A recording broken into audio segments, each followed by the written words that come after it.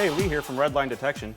Here to talk to you a little bit today about how important a smoke machine is for evap testing. One of the common misconceptions about evap testing and a smoke machine is that you simply hook up the machine and look for smoke.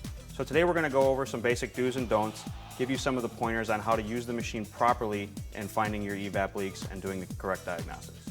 When I do evap testing, as opposed to searching under the hood for the evap port adapter that half the time you can't find and isn't on most of the Japanese cars anymore anyway, I prefer to use the Easy Evap.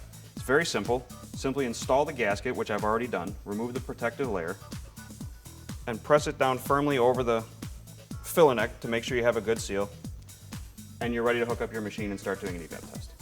Okay, now that we've got our machine hooked up, there's one more thing we have to do before we actually start checking the system.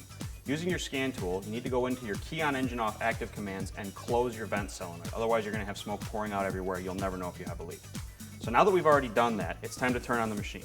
So all we want to do is fill the system full of smoke and wait to see if we can build pressure and our flow meter falls. Even though the flow meter ball falls to 0, that doesn't necessarily mean you have a sealed system. What you're going to want to do at that point is lock out the system and monitor your decay gauge. That's the reason your gauge is so important.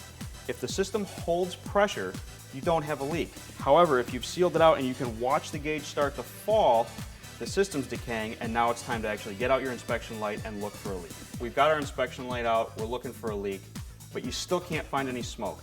The flow meter's off the charts, you know it's going somewhere, but you can't find it. The usual main issue for this is actually the purge valve. If the purge valve happens to be bad and stays stuck open, you're going to be pumping the crankcase full of smoke. What you'd want to do at this point is actually go under the hood, pull your oil cap, or start checking for PCV systems or anything of that nature and see if that's where the smoke's going. So we've done our evap test from the gas cap. If you've already determined at this point that the system's holding pressure, you don't have a leak, but you still have a code, what you're going to want to do is hook the machine up to the evap service port adapter under the hood and actually check to see if you might have a bad seal at the cap. If it's a bad cap, it could be one of two things. It could simply be a bad cap, or it could be a mating issue between the gas cap gasket and the filler neck housing surface. So as you can see, evap testing with a smoke machine is a very, very simple process. But you also see the importance of a gauge. Without the gauge, there's no real way to determine whether or not you really even have a leak in the system.